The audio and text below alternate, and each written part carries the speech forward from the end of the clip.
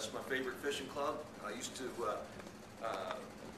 teach a lot of fishing seminars, but a lot of the areas where businesses that I taught seminars closed up, like Boaters World. I used to teach there about 3 times a year. And I've done a lot of marine shows, fishing shows, and West Marine. I love teaching and talking about fishing. It's one of the few things that I can talk about. So my goal is to improve your game, and I'm always trying to improve my game, and improve, just like Rodney is trying to improve on your workout, always trying to improve your sport. So that's what I'm gonna try to do with you guys, and I'll try to share some stuff for beginners and for the guys that's real good. I noticed some of the guys, I heard they got their boats and they're just starting at it, so I'm gonna try to address some of those issues, and if you got your own boat, you wanna make sure you got all your safety equipment. Make sure you got a really, really good depth finder. The more money you put into your depth finder, the better. I bought a high-end depth finder about 10 years ago, and I'm still running it. Never had it in the shop. It's a Fruno NavNet, 10-inch screen. I've upgraded to the black box depth finder on it, like a 1 kilowatt through-hole transducer, so I can see some fish. So that's the thing, you need a machine to find your fish. And for anchoring, you got to have your anchoring down. I suggest buy a spool of 600 foot of anchor rope, 12 foot of chain. You need a windlass or an anchor ball. I'd like to have both in case the windlass breaks and I got an anchor ball. And when I first started fishing offshore, I didn't understand about all that. When I had my first offshore boat, we pulled it up manually, and I wasn't running charters. So all my buddies said, "Hey, you need a windlass, or you need a winch." I said, "Yeah, I got a winch." That's you. So all my friends pulled my anchor for me before I ran charters. But I learned and got a windlass, and so anchoring. Since I'm thinking about that, I'll touch on that. How I anchor, I do it different than most people. Most people throw out a buoy when they find their spot. What I do is I get a wind heading, like say it's 150 degrees into the wind. I find my spot, look on my depth finder, make sure there's fish showing, and I go get right on top of it with my depth finder within 50 foot. I go into the wind about 100 and say it's 150. I go into it about 200 feet. Look at my depth finder. My GPS says how many feet you're away from your spot. And once I go past it 200 feet, depending on the wind, I'll tell my mate to drop it right then. He drops it right then. He doesn't wait a minute. If he waits a minute, it may throw me off. So they drop it, and I start backing up, and we always land on the spot. The only time I really miss it is if the wind and current are doing 2 different things, and then my first anchoring, I'll figure out the correction, and then anchor accordingly on the next spot. So if you got your own boat, make sure you don't go cheap on your depth finder. I've taken guys out in their own boats. They spend $500,000 on a boat, and the dealer or the boat manufacturer gives them 3 foot of chain and a floating anchor and 100 foot of rope. Going cheap on that, saving some money. So that happens on most new boats. For finding the fish, it's best to find some friends that's got some good spots, some guys that can help you out. I had my best friend's dad took me fishing many years ago and took me offshore and gave me a couple spots, and after that I just started picking them up on my own. Once in a while somebody would throw me a bone and give me some spots, and over the years people give me logs, and I've got captain's logs from people that's passed away, and so I'm kind of like an art collector. I collect fishing areas, and I got spots that I'll never even check probably, but I can still collect them. Like Tiger said, when I'm cruising out in the Gulf, I'm not listening to the stereo. I'll turn it on the ride back, but on the way out I'm watching my machine. Not drinking, smoking, playing with my girlfriend. I'm just focusing on my machine, and when I see a spot, push enter on my GPS, and I may not fish it then, but I write down what I've seen and where it's at, and the number on my GPS, and later on I might name the spot if it's good. But on a lot of my great days, some of my best fishing is like I call it a virgin spot. I'll go from one spot. I usually hit a spot that I've caught fish before because I want to get something going first thing, and we usually do. And then I'm going to the next spot. It could be a mile away, but on that ride to the next spot, I'm looking at my machine and hoping to find something new. Because when I find that new spot that I haven't hammered, I anchor on it, and That's usually some of the best fishing of the day. And that's how I find my spots, is just watching my machine all the time. And how you read your machine for the guys that have their own boats is basically on a sonar. The signal comes back up, and it hits an object, and it comes back up. If it's a thin line, it's a weak signal, which means it's sand or grass. A thick line on your bottom is a stronger signal, like rock. And the best way to learn how to use your machine is like go out around the skyway, go out to the concrete that they piled up out there, the sides of the channel, and when you see a pile of rock, you'll see fish showing on it. And when you can pull over into the shallower areas where there's grass flats, and you'll see that the line is thinner. You don't see the fish showing. So learning how to read your machine is critical. How to anchor is critical. And like I said, I carry a lot of handheld Garmin GPSs. I use them as memory chips. People ask me, "Why do you got 7 GPSs up there?" And I said, everybody asks that. It's for memory space, because I fill one up. Some of them, they first started out holding 500 waypoints. Now some of them hold 1,000. I think I've got one that holds 2,000. But it's for memory spots. And every time I see something, I push it. And that's how I find my spots. But it's good to have some points to go to. Like if you get some numbers like on a hotspot chart or a dive chart, and you're heading out towards there, always be looking at your machine. That's how I find my fish. And this time of the year, gag grouper's out of season, so is red snapper. On my full day trips, I target what's called Swiss cheese bottom. It's a flat, hard bottom with holes in it. And usually there's a pile of bait on it, like beeliners, other, big grunts and stuff, and there'll be a huge show of fish. And a lot of times that's where I get my really big red grouper. And there'll be other stuff there too, gags and red snapper at times, but a lot of red groupers eating these half-pound to 1-pound bait fish. And I like to catch those bait fish and use them for bait. But last couple of years, my best red grouper bait has been, I've cut sardines, frozen red herring, and I buy squid wing by, part of the wing is 2 foot long by a foot. I buy 40-pound blocks of this layered squid wing. It looks like it came from X-Files. A lot of tourists ask me, "What is that?" I said, "It's a piece of alien wing. I got it from X-Files." It is. Yeah. That's her bait. So I make long strips. You put a strip of that in a half a sardine or a whole sardine, and I usually spray some Mojo on it and put it down there on the bottom. Everybody asks what I got in my spray bottles. My Mojo, it's Manhattan milk. I'm all about using every trick that I possibly can to improve my fishing.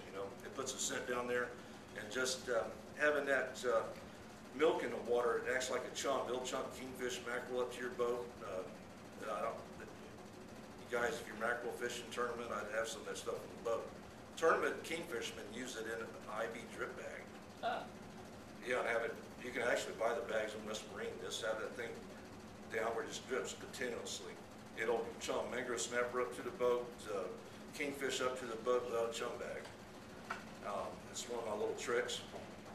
But I'm gonna get into for gags. Gags like ledges. One of the biggest ledge in this area is the Tampa Shipping Channel, the Port Manatee Channel. Those are giant ledges. Even though they're 20 feet, they go from 20 foot, 25 foot, 35 foot, and it goes down to 45 foot. That's a giant ledge, and there's lots of gag grouper there all year long. Sometimes of the year they're better than others, especially in springtime. There's a lot of bait schools through there. There's a lot of gag grouper, and if we got time, I'll talk about trolling that later on. But I've done that before. Caught plenty of gag grouper in Tampa Channel. That's just a giant ledge, but you don't get the red grouper in there. Rarely do you hear of someone getting to keep a red grouper inside the bay. I don't think I ever have, but caught a lot of small ones. So my red grouper areas is this time of the year is about 30 miles out, 30 to 40 miles, 105 to 120 feet, maybe 145 feet. The longliners have to stay outside of 120 feet. So if I stay right inside of where they can't fish, that's kind of what I've been doing the last couple of years, but I do go further out. If the fish move further out, I don't have any choices. And anybody has a question, just stop me, raise your hand, and I'll answer your question. But the red grouper fishing, it's a pretty easy fish to catch. I mean, they're tough. The real big ones, we've been getting some that's 36 inches long, and that's a bad fish. Yes, sir. You troll in the channel? How deep do you want to go? You can troll on top of it about 20 feet, 25 foot. You can use number 2 planer on top with 20 foot of line out, whether like a bomber long egg, a gold one's a good one, or a Clark spoon, or either a 4-ounce jig head and a twister tail, kind of like this. White blue tail or a green one. There's a 4-ounce jig head. And we'll put one of these tails on it. Down in the sides of the channels, what I like to do is use a number 3 planer. It goes down to about 35 feet and use the same rig. This is similar to a gold bomber. It's a Halico lure. These are one of my favorites. Also the stretch 30s, chartreuse, blackback and white sides, and blueback and white sides. They got them all kind of fancy colors now. Trolling that, 50-pound mono or 60-pounder braid along down below, or a stretch 25 up top. You try to stay along the edges, or either the top or the edges, and about 4 mile an hour. You know. There's people that's heard how to do it, read about it, just went out and done it. You know, there's a lot of magazine articles over the last 20 years telling people how to do it. Usually, you're going to see somebody out there doing it, and you can do the same thing on the 7 Mile North Reef off Anna Maria Island. There's a lot of gags in there right now. People go there and troll and tearing them up. Back to the red grouper though. I kind of lost my train of thought here. But for the gags, I do the ledges, and even it's a 1 foot, 2 foot ledge offshore. That sometimes is better. A lot of the larger ledges, a lot of people know. You can go there and catch a grouper with somebody's hook in it. But a lot of the larger ledges, a lot of those people know about those hammer it. And I like to find shorter ledges, find something that somebody hasn't been on. If you hit one of these well-known ledges, you hit it right after a storm and somebody hasn't fished it in say a week, all that bad weather bunches the fish up and pushes them up under the ledges, and they get bunched up.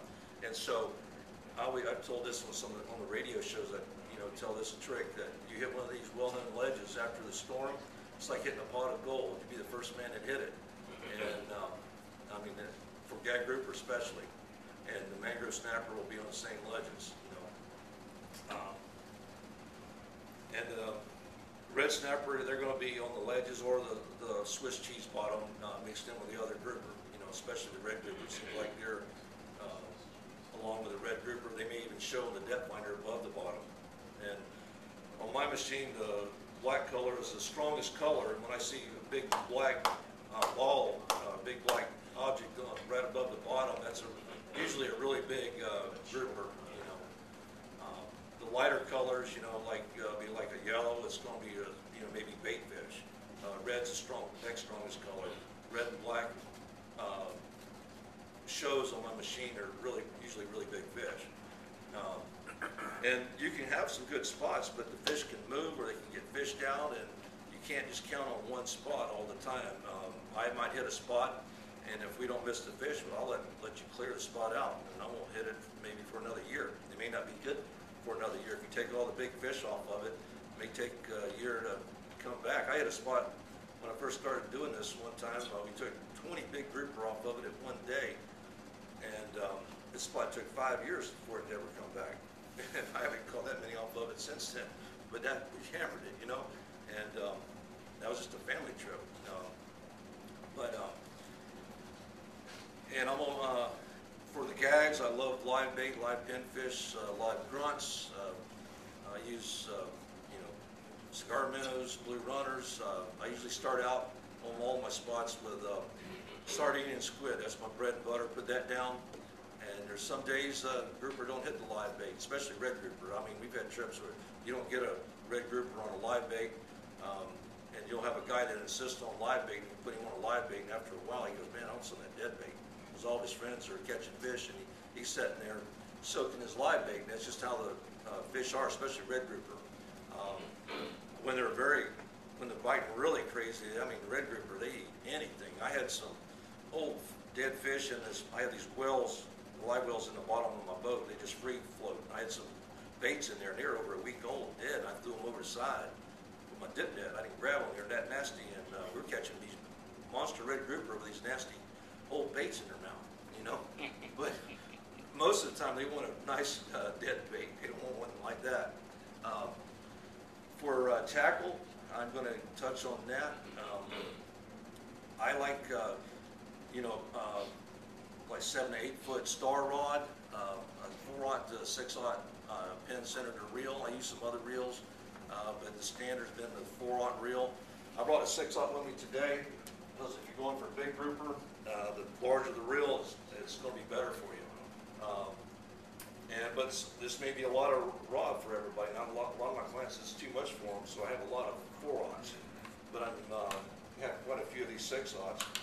We used this yesterday. It was bumpy. I only went out about 7 to 8 miles and 2 guys, and we had 3 big gags and I think 3 or 4 big gags that broke us off. We caught some mangrove snappers, some grunts, some mackerel, and a lot of the one keeper red grouper, some smaller red grouper. It was a 4-hour trip, and I tried to ask them not to go because it was a bumpy ride out there. I didn't enjoy the ride, but we caught a lot of fish and broke off a lot of fish. But we caught a big gag yesterday, about 20 pounds with this rig right here. The leader is shorter, about half as long as what I like, because it got broke off on a fish, and we retied it, put down about a half a pound of Key West front, cut it. He was live, cut his fins off, and hooked him in the back with the tail.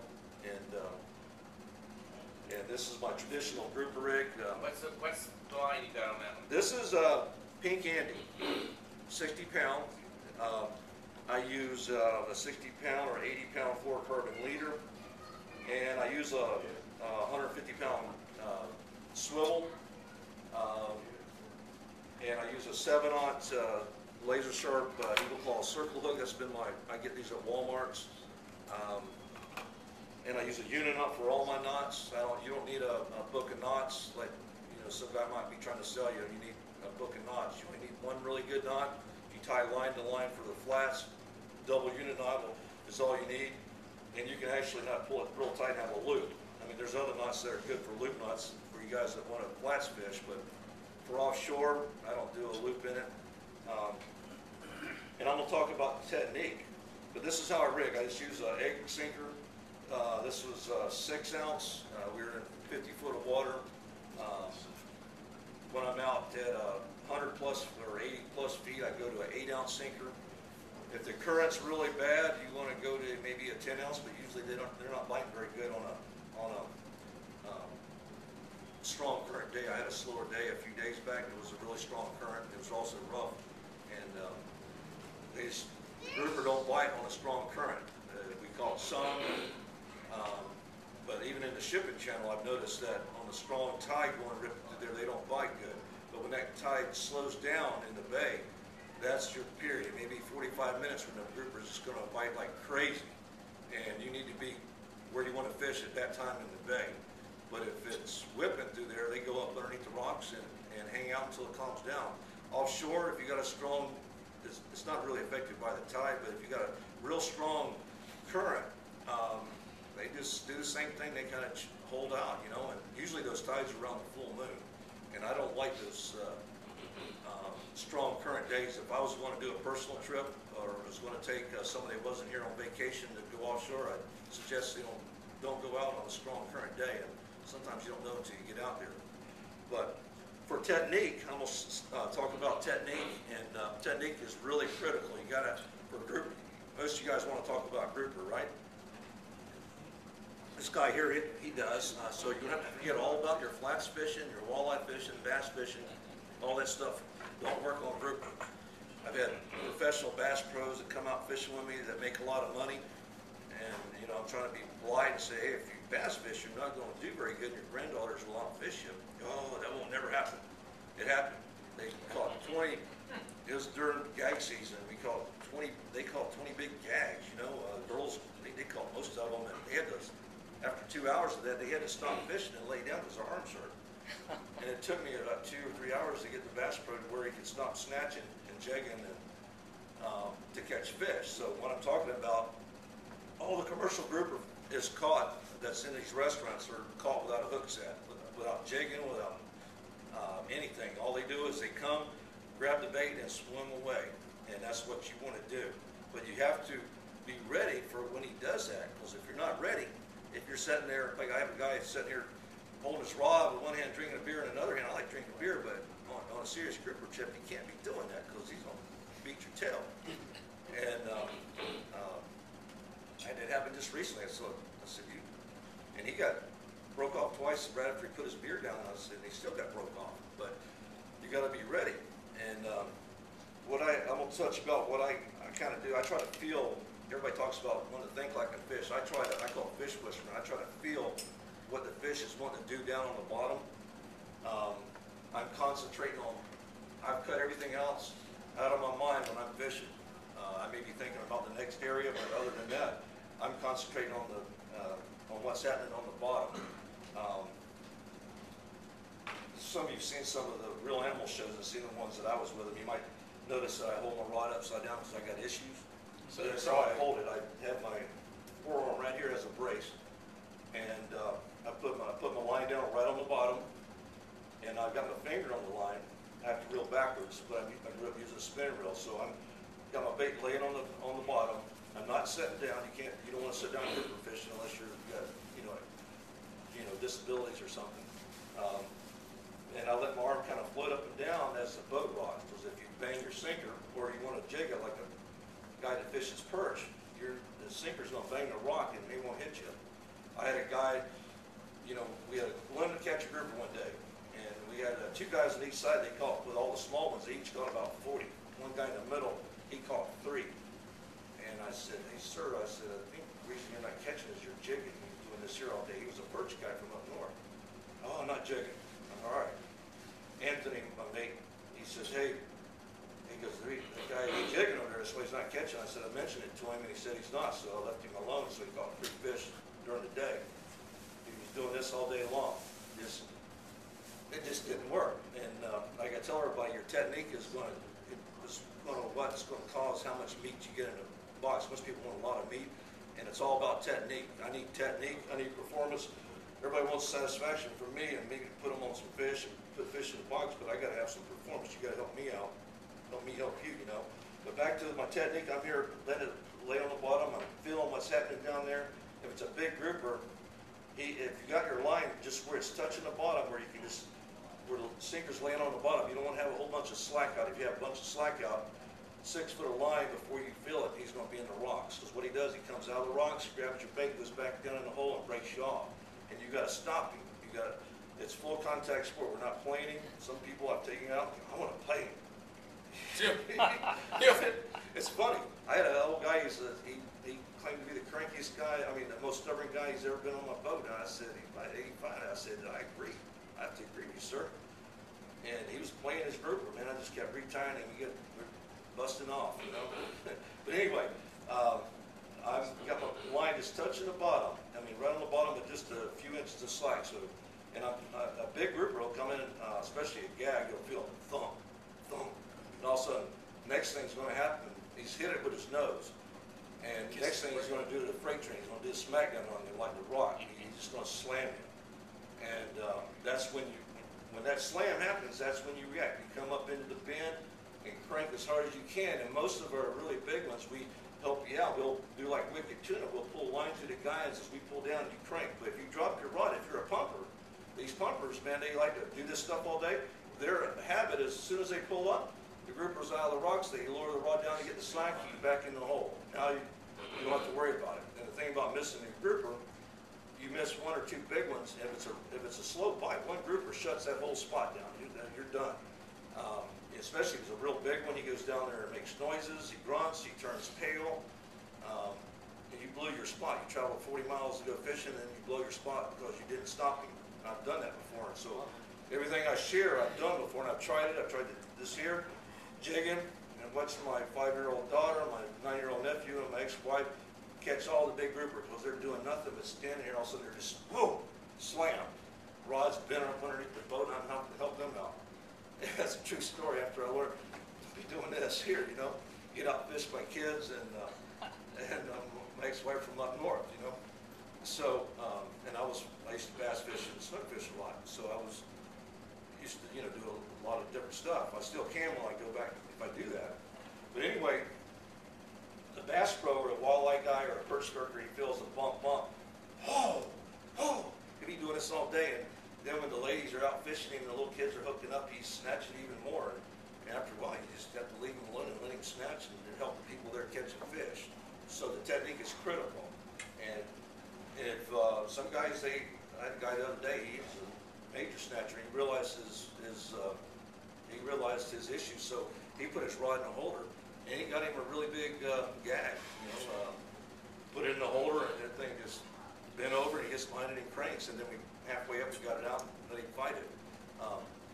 But some guys, they know their limitations, and like Tiger says, the best thing to do is leave your rod in the holder and let the fish hook himself. That's how I catch my kingfish, and all my kingfish is caught pretty much that way unless I'm casting an artificial. While I'm grouper fishing, I have flat lines out, some other jig head rods out for snapper. So I'm fishing the total water column. That way if something comes by that's off the bottom, they're going to hit the flat line. And that way we're catching something else. And if I'm not putting a flat line out, it's usually because the grouper bite is so intense we don't want to get tangled up in it or don't want to deal with it. But most of my trips I have flat lines out. But that's my technique. You know what? Sometimes a grouper, if it's a slow bite, you need to bump it for a minute or two, or it could be a little fish pecking at it. Where's that weight? Where do you want the weight now? Right on the bottom. Okay, so the weight is on the bottom. I don't know. Everybody thinks they've been told that you reel it up a couple turns. If you have 10 extra feet of line out, you may have to reel up 5 or 6 turns. But whatever you got to do to have your weight right on the bottom without a bunch of slack out, because a big grouper has 6 foot of slack. He's in the rocks before you even realize it. You check it, you're in the rocks, and then you pull on the line, you feel a fish moving around in the hole. And if you don't feel him when he hits you, you have too much line out. So you let it down slowly and have you need to have your rod about right here and drop it down to about here, and then you'll see just a little bit of slack. That's perfect. If it's too much, it'll keep, with a slip snapper, it'll keep feeding line out, and you don't want to do that. You just have to get the feel of it. That's the whole thing, is trying to feel what's going on the bottom. You know, you're not just dropping it down and hoping something's going to happen. I'm expecting something to happen. And do you have a question, sir? Yes, sir. I cut my teeth on the East Coast, and we did a lot of deep jigging. Now, because you were talking about the up and downs, and that's hard fishing. Well, we're not talking about jigging right now. I do some jigging for amberjack, and once in a while I get a cobia or a blackfin tuna on jigging spoons. And we use a lot of just heavy jigs, you know. Yeah, but that's when you fish in another area, it's going to be different. They do different stuff on the East Coast. If I went over there fishing, I would ask them how to fish there. I'm going, or if I go into Keys, it's different fishing. Yeah. I've had people tell me, well, you're not going to do that up north. I said, I wouldn't try it up north. I'd ask you how to fish there. You know, every place is going to be different. And when you go somewhere to fish, somewhere new, always ask the locals or who you're fishing with what works best. Like even in bass fishing here in Florida, different ponds like different color plastic worms. Lake Parrish likes blue worms. A lot of reds are general color in most places. Some places want black worms. I would ask. I went on a vacation many years ago with a friend, and we went to a lake, and I asked him what color worm works. He said purple, and I caught some nice bass. He said I shouldn't have told you what works. You know. Now the other question is, I on the sardines, I like to use a double hook rig. Is that not good? Bad? Well, you're supposed to use circle hooks, but yeah, I was going to mention that. I've never been checked for hooks. I get checked for fish, and they never want to look at my hooks. They're supposed to have a venting tool. I've caught a lot of fish on that last hook. But I had some guys out that brought the double hook rigs, and it works good. It does, you know. I buy the 7.0 open eye and crimp them and double Yeah, I some guys on my boat that did that, and I've tried them myself, and they work really good. They put it on a sardine, a whole sardine, and Oh, yeah. it works really good. And what I usually do is pinch the tail off the sardine to get the oil out. One of my favorite hooks is this Eagle Claw plain shank 8/0. It's not a circle hook. I definitely use it if I'm fishing for amberjack or I'm fishing for cobia. And here again, it's a straight shank hook, but I don't set the hook. I let the fish slam it, and he'll let me know when he's got it. If I'm getting a sensation and I want to snatch it, most likely I'm going to snatch my bait off. I learned snatching didn't work years ago. I went 40 miles out, 145 foot of water when I first started doing this, and I had some monster grouper on. I set the hook as hard as I could, and I can hit him hard. I have him on for 10 seconds, and then the hook comes out. I do it again, drop back down, do it again, and the hook doesn't stick him. Your line stretches so much, and you're not going to stick him. And it's just bait. Best thing to do is just let the fish hook you. And then when your rod is bowed up like this, it's self-explanatory. You're hooked up. Now it's time to react. If you get a big fish that comes up to your side of the boat like a cobia, and you got your drag almost locked down, first you want to make sure you loosen your drag if you got a fish beside the top of the water on the side of the boat. I've had guys, which I couldn't get to them in time, they had a lockdown drag. Cobia hits it, 5 foot of line out, snap. 60-pound test like sewing thread. If I get a running fish on this rod here, first thing I do is loosen the drag. I will show you what kind of drag I use for grouper. That right there. I can just barely pull it out. Now, if I'm fighting a big grouper and I got him way up, I'll loosen the drag some and take the stress off. If I've got a kingfish on or a running fish on, cobia, blackfin tuna, I play my drag like an instrument. I try to feel the fish is getting ready to run before he runs, and I feel it, and so I'm already loosening the drag. If he runs underneath the boat, I loosen the drag. I stick my rod upside down, straight down in the water, let the line run underneath the boat, bring the rod around the back of the boat, and then bring the rod back out, tighten my drag back down.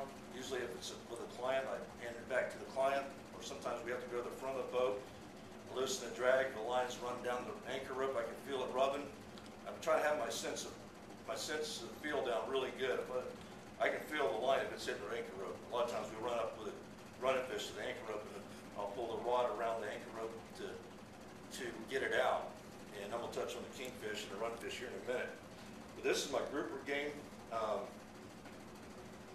And like I said, all this doesn't make sense for the Bass Pro or the walleye guy or the guy that's really a serious hook setter. And most people I share with them my techniques, they just don't make sense, But I see guys that stick with it and not catch hardly nothing, and guys that have their good technique down tear them up.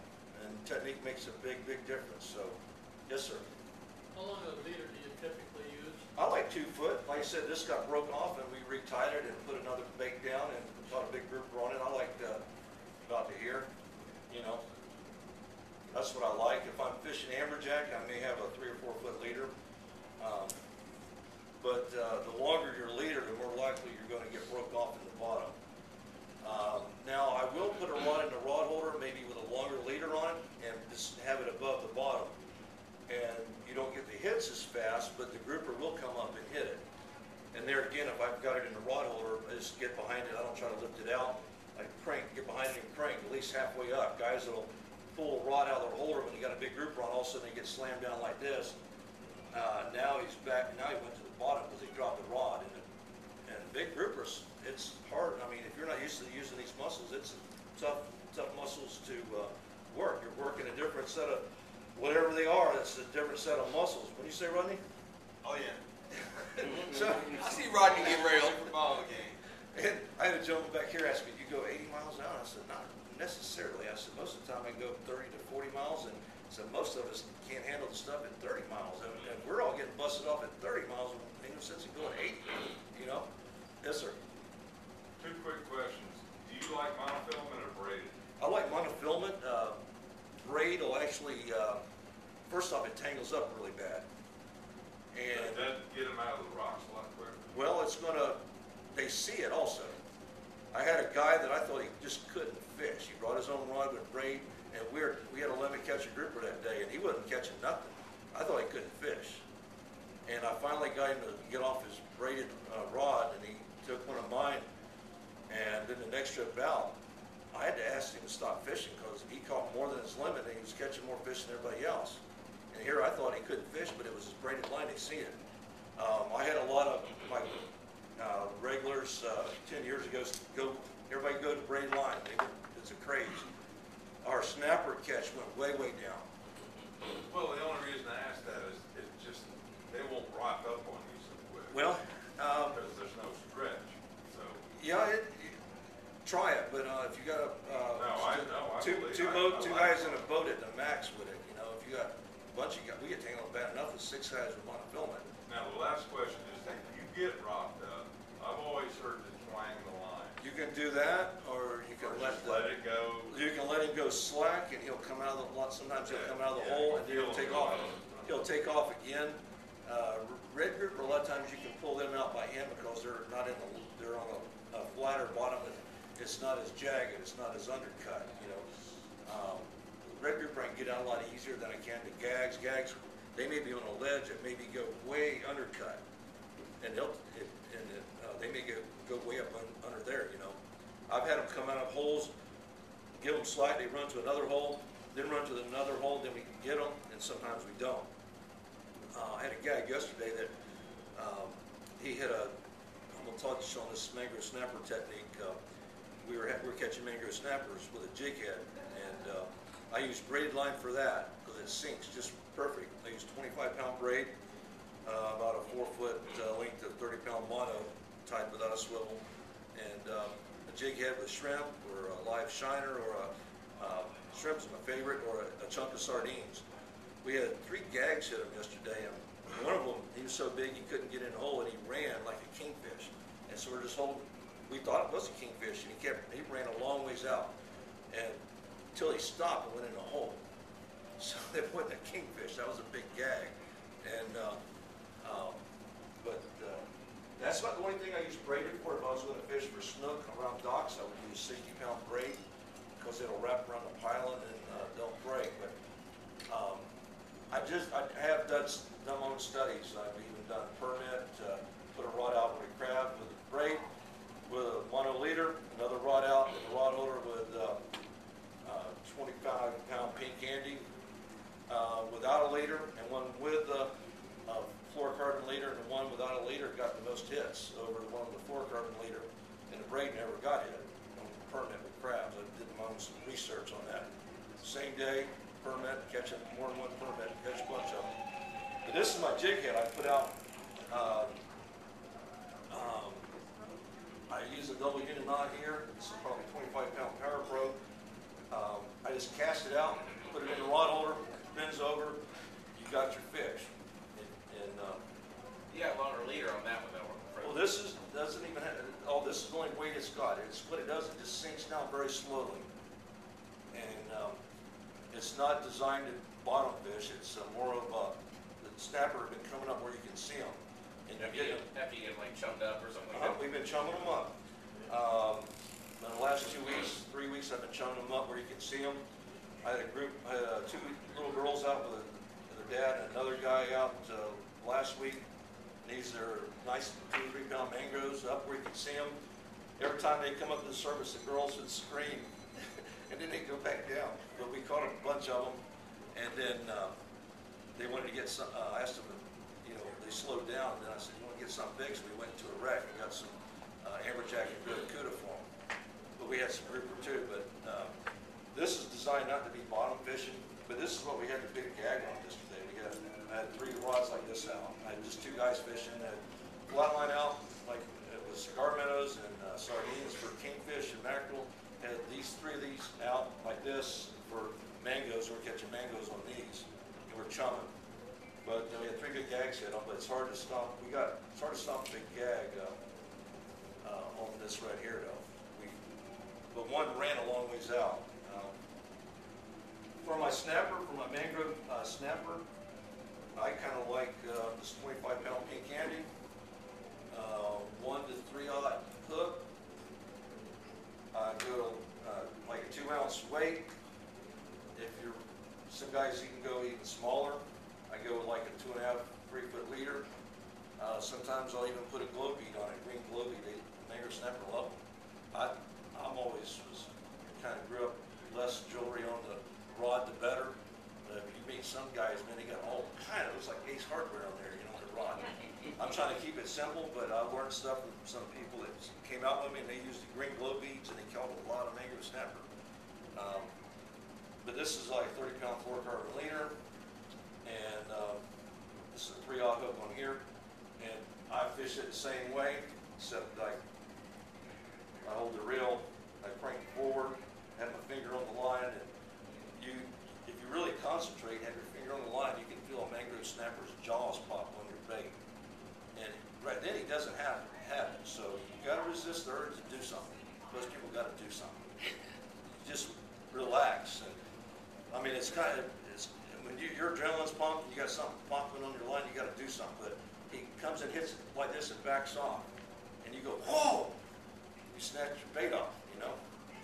Resist the urge to do anything and just wait for the bend. Self-explanatory. There he is. So that's how I get my mangrove snapper. Red snapper, I go with the regular group rod because they're getting larger every year, and they still break you off.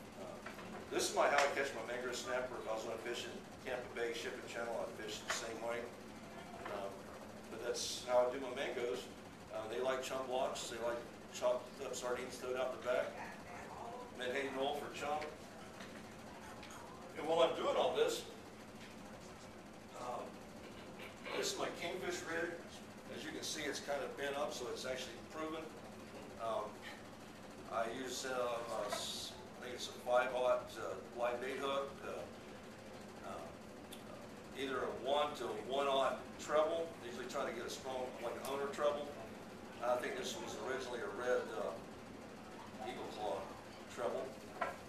And I use 60-pound on average for kingfish, really tiny black swivel here. 25-pound pink candy. This thing holds about 400 yards, 25-pound mono. And reason I did research 6 years ago to find out the biggest spinner reel I could get to hold the most length was I've had stuff that would actually empty your reel out before you can get an anchor up. Because once in a while you might hook a sailfish, you might hook a big shark or a cobia that just empties this thing out. I have this thing almost emptied out, but we're getting the anchor up. We see it's halfway down. We can tell it's something that's serious. We're getting the anchor up. And so we got this much line, you can reach out and touch somebody. So this is what I kept, I put it out, all kinds of different live baits or even a frozen sardine works. Caught a lot of fish, frozen sardines, especially live kingfish. That's my, and I have my drag loose so we can run. This here's real, you know it when it goes off? It's real loud. And the rod's bent, you just pull it out of the rod holder, hold it up, wait, let him run. A lot of people, they got it screaming, they got to do something. They start tightening the drag, start cranking. No, just let him run. That's the whole. This is the running game. The grouper is the ground game. This is my running game. So here we go. And if you got an hour-long fight, you should be able to drink 4 beers and have your buddy get you an oven, have stick in your back pocket when you need your reel. I mean, I've done that with permit and stuff. They just hold the rod up like this and let it run. And you always keep your rod up high. If your arms get tired, it's like a boxer. You drop your arms, the line goes straight to the reel. No bend in the rod, it snaps. So I'm always having to push folks' rods up. You know, my family got on me when I was dropping my hands on redfish when I was a little kid. I'm starting to drop my hands. Keep the rod up. So I have to watch everybody. They don't get fatigued and drop their hands and get knocked out on the fish. So just let him run, enjoy the ride, and it's a big kingfish. He'll run all over the place, run with the anchor rope, and a lot of times you get a running fish, you don't know what it is. You know, one time we had a wahoo on, and people thought it was a shark. You seen a shark behind the boat, and it was a slow day. I said, man, a shark would be good on a slow day. Ended up catching a wahoo. I said, they're kind of disappointed. At first they thought it was a shark. So we're not cutting the line. We want to see what this thing is. It's a wahoo. Got him in. The same thing, I had another slow day, flatline out with a blue runner. I'm having a rough grouper day. It was a rough grouper year in general, but it was hard to get anything going. I was hoping to get a shark. I just need to get something going, you know. End up getting a sailfish. got him in the boat. I had 3 guys on the boat. These guys are chain smokers, and I handed the rod to a guy, and he's smoking. I said, hey, sir, I said, if you get your ashes in the reel, it'll burn the line and break. He goes, I've done that before. I said, I don't want to do that this one. And so we all took, even me and my mate, we all took turns fighting it. When one guy got off the rod, his buddy got him a cigarette and a mixed drink. They were having mixed drinks. We'd all take turns and spent 2 hours on it, and I got it in. Got a photo shoot with it. Fishing interrupted the drinking is what happened. Pardon? The fishing interrupted their drinking. Yeah, I mean, and if you're drinking really heavy and if you don't have a really good fishing game, it's going to interfere with your fishing. Because I've had guys out that they're more into drinking than fishing, and it's hard to get them to catch fish. So, you know, it's. What size barrel swivel did you have on there? This was about a 35-pound test. 35? Yeah. All right. I go small for that, and I use about the same thing for snapper. You think the smallest, the better, you know, less they see. But that's my running game rod. If I see something, I mean, I'd rather if I seen a cobia swimming around the boat, I would rather just take that big rod, have just a hook on it, and pitch a live bait out to him, and have it drag loose so he can run. Because he can run way out, he can run straight down to the bottom. And he may not fight hard until he sees you when you reel him to the boat, and then you have to be prepared, expecting the cobia to freak out. Because once he sees you, and you got to be able to really have that drag loose, because he's going to freak out when he sees the boat. Usually they fight harder once they see the boat on the cobia. And we don't get them all the time, so you really want to not make any mistakes. And I'm always trying to improve my game. But back to the running game. You have to flow with the fish. You got a running fish on. He goes up underneath the boat. Dip this rod, loosen the drag, stick it underneath the boat, let it run out the other side. Bring the rod back to the back of the boat. Do the same thing to the front. And generally, most running fish are going to go up underneath the boat sometime if he's big. But if you just stand there and hold your rod, he's going to eventually hit the line on the boat. Some sport fishermen, they like to sit in a chair and they have a guy, the captain keeps the boat away from the fish, you know, and he's always moving the boat around. I try to do that. If we get a big fish on that runs, I'll, get the anchor up and I'll be motoring and doing that, but eventually he's going to get close to the boat. I see these guys on TV with a shark tournament, and a guy hold the rod, let his line hit the boat, and he blamed it on the captain for not keeping the boat away from the line. I blame it on the guy not reacting to the fish and just standing there holding it like this, So I'm always want to make sure don't miss any fish. Guys that reel up too high. Had a 20, 30-pound red grouper come up to the top, had 3 foot of line out, so there's not much give in it. It broke off, and I had a different. It wasn't Rodney, but Anthony. I had a guy filled in for me for about a month and a half in December, and this place not there no more. He lost 2 big fish, and as Anthony would say, that's a fireable offense. He didn't stop the guy from reeling up high, so red grouper only had this much line. That bigger grouper, it broke off, and so my mate that I've got now is he's a firefighter, the same schedule I have. He works 1 day on and 2 days off, just like me. That's my other job. He didn't have that happen, but the guy did reel up high, but it just came off the hook, and the grouper's on the water. He jumped straight down like this. So I've got pretty good reflexes. I just grab his legs and get back in with the grouper. So, but you always want to make sure you don't reel your fish up to your tip, because you can lose your big fish like that. Yes, sir. Larry, back to bottom fishing, if you're on some real sticky bottom, do you ever run your lead right up to the hook?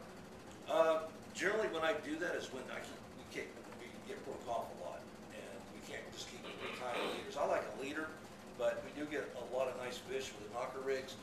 And generally, I try to fish with leaders, but when we get 20 breakoffs in a day, we may go, especially the light rods when we're fishing closer in. I go to knocker rigs, and we get some nice fish with them. But I like the leader preferably. but the knocker rig does work.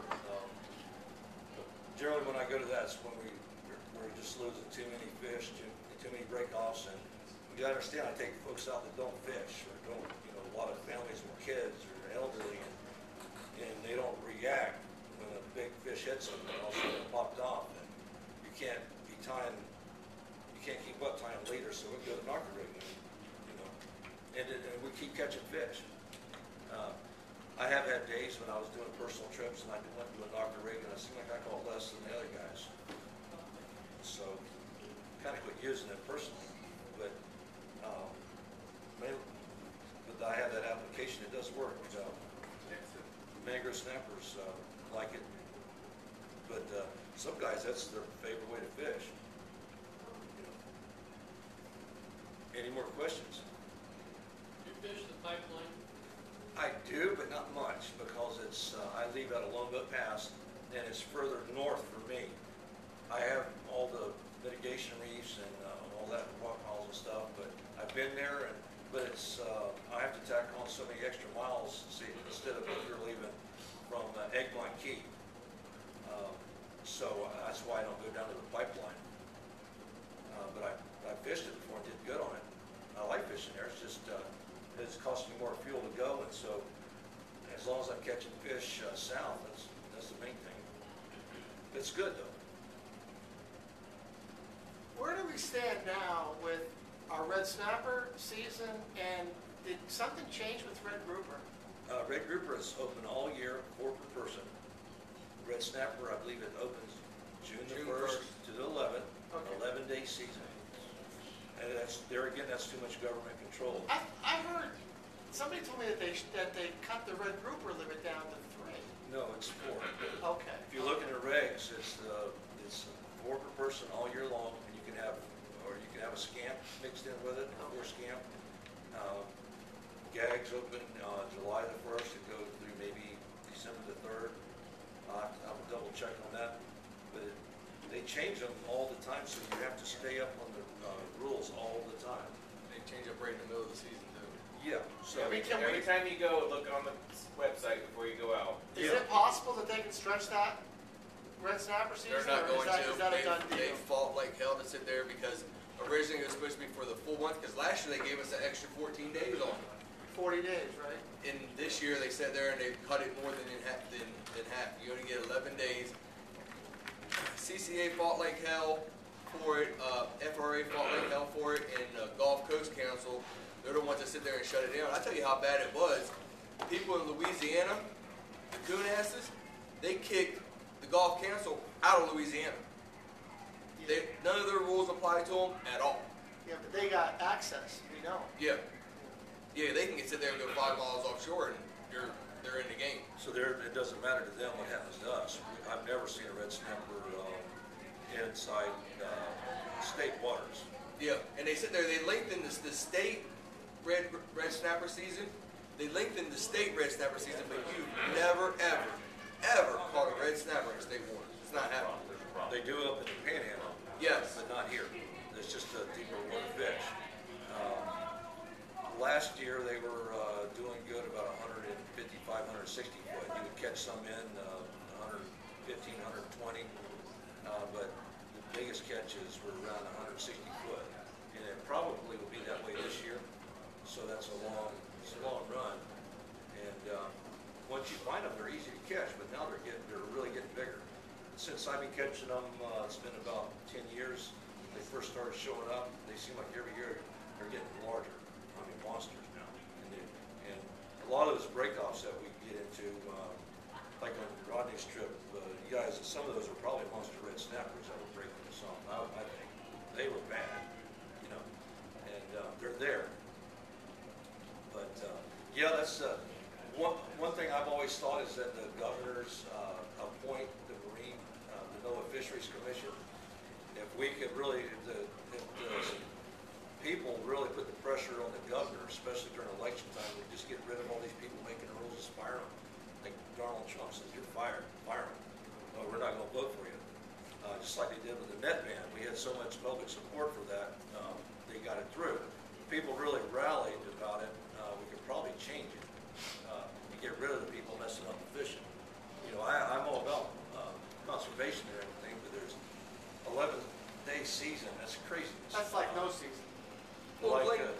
told me the best. People book him out starting in December and November for American Red season. Now he's lost more than 15 days of fishing because from the 12th until the 1st of July, there's nothing except mangoes and American or red grouper. He said the farmers can get money from the government if their crops die. We can't get any money if we end up losing trips because they shorten our season. Even the gill netters, back in Yeah. '94, they got kickbacks from the government to turn in their own nets, and other money for disenfranchisement because of the laws. We should be able to do that too. I mean, for me, I stay busy anyway. I'm gonna have people that's gonna want to fish for something else. So I have a lot of vacationers that come down at certain times. It doesn't matter what's in season, even if you got to go back, they want to fish. So, but a lot of the guys that have more regular people that are Floridians, they're gonna pick their days on when to go, which I don't blame them. But I have so many tourists and vacationers that I take out along with the locals, then I'll stay busy anyway. But but I'd rather have a longer season myself. You know, like yesterday, catch and release guys, treating them like game fish. They just wanted to fish. They're on vacation 2 days here. So I even tried to talk them out of not going because it was bumpy. But it's the only day they could fish. So even though we took pictures of big gag grouper, we released them. They still had meat, you know, but they still wanted to fish. But there's some guys that really took a big hit because all their guys were locals and meat hunters. And when you even start cutting the grouper years back, when you cut it down to 2 or they go out of season, it was sometimes that all grouper were out of season. And a lot of guys, man, were really, that takes a big hit out of them. You know, especially if all your guys are local meat hunters, they're not going to go. You know? So I agree with that. We should get, the government should, do something, compensation. But, back to the fishing, I try to feel, I really want to reiterate that, I try to feel what the fish are doing down there. Most people want to react to some kind of biting on their line. It could be, I try to feel if it's a big fish bumping it, or a little fish, you can feel something down there pecking away. Well, that's probably a beeliner or a grunt or something. Just wait, leave it alone. A big fish may come and steal his food. If you go and snatch your bait off, he's not going to have that opportunity. Just leave it alone. If it never slams, it's a little fish. And then, but there's going to be a certain amount of big fish on these places that the little fish are pecking your bait. They're there to eat the fish that are pecking your bait off, and eventually they'll turn on if they're going to bite. And a lot of times we'll go down with these big baits, like there's beeliners down there. We may take a beeliner, even if he's a pound, and butterfly, like do a fillet, run your knife down the backbone on both sides, twist the backbone, and he's still breathing and everything, put him down. That's one of the best big red grouper baits. Big live baits I like for gags, but that beeliner or Vermilion snapper, it's a lovely big red grouper bait. They love those. But some days sardine and squid outfishes that. It's long, make a